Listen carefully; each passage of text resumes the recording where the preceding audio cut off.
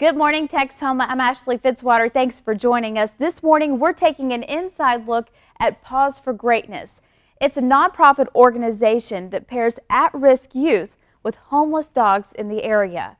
Now, it's a new program, but it is amazing to hear how many lives this program has already changed. Joining me now with the very latest on what exactly that program does for our community is the director of Paws for Greatness, Diane Bowman. And Diane, I want to jump right into this.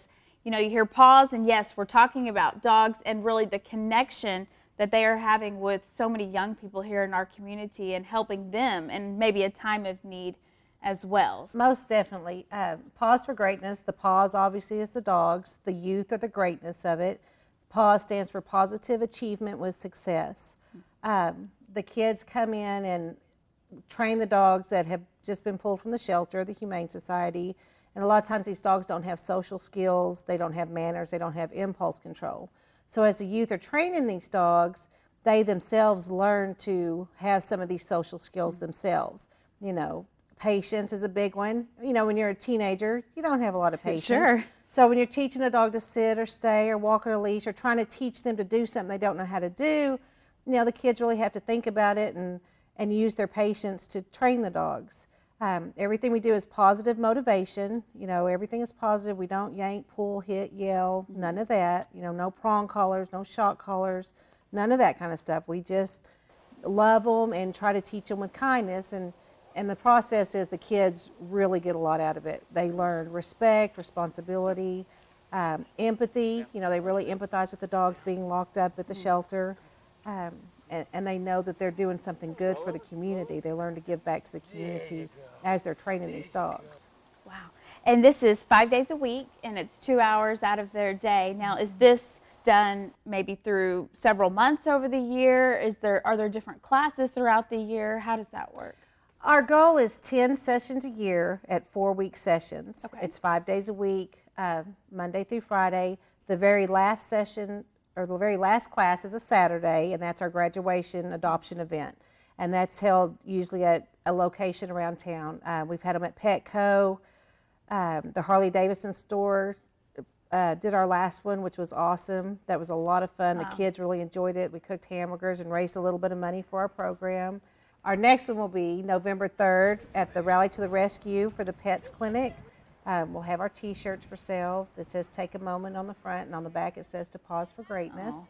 And then we'll probably have some baked goods and things like that. And then they have a lot of other booths that'll be there also, the Humane Society, the Pets Clinic, probably the Animal Services Center, other rescue groups. So it's kind of a big dog event that, you know, we are so proud to be a part of. Absolutely. Now, going back to how Paws for Greatness really got started, how long has it been around in Texoma? Well, let me tell you, our founder is Becky Bell. She's a juvenile probation officer, and she couldn't be here today.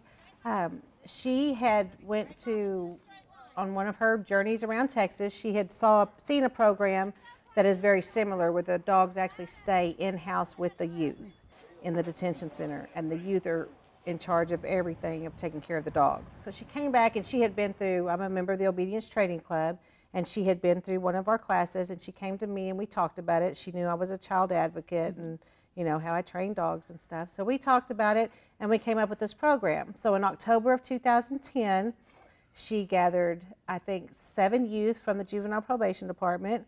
We gathered 7 dogs and we put them together and we started figuring out how to make this work.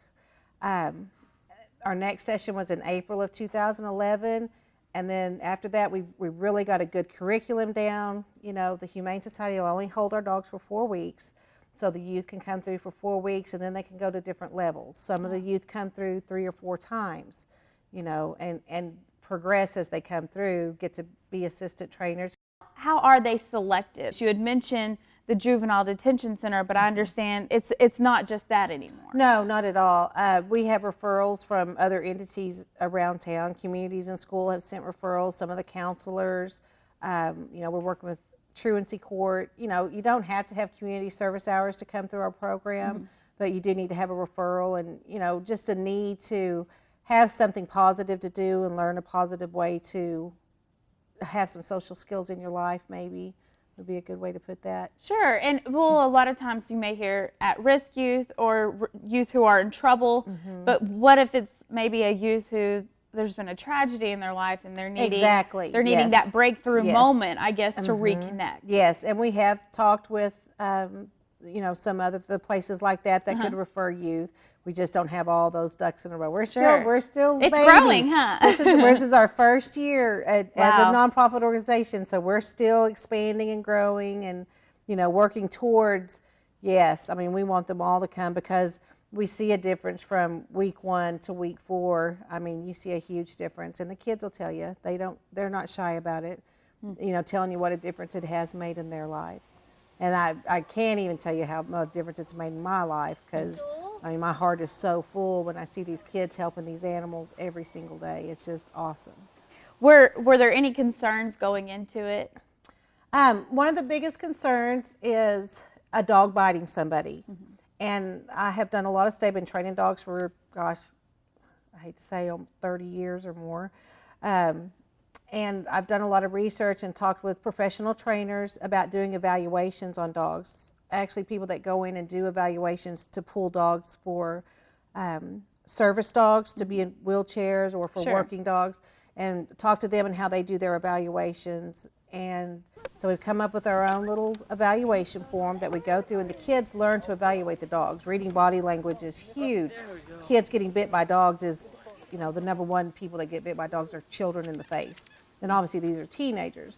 But we've tested dogs for bite inhibition, which means that they don't want to bite, and resource guarding. So if they have a big chewy bone or a bowl of food, they don't care if you reach down and take it from them. Those dogs can be in the program. We also like them to have a lot of drive. They have to like food and want to eat, want to like treats, because we teach the kids that the treats are their money. They're working, you give them a piece of chicken, that's a $50 bill. The dog sits for a piece of chicken, that's their pay. And they learn to, that's a good point. That's how they learn. And like I said, because it's all positive motivation. We use food to teach them. And a lot of people say, well, I don't always carry treats in my pocket. Well, some of us do. But dogs will, they still learn through repetition. So you do it the same way, the same time, and then they're going to respond to that. And they're going to respond to that. So the dogs know, sit, stay, they come, they pick up toys and learn to drop them, and things like that. Wow, that's pretty neat. It is neat. It's amazing. Huh. And we're going to hear much more on how this program has really touched the lives of so many youth. We're going to hear from some of those youth coming up. So stick around. We'll be right back with more.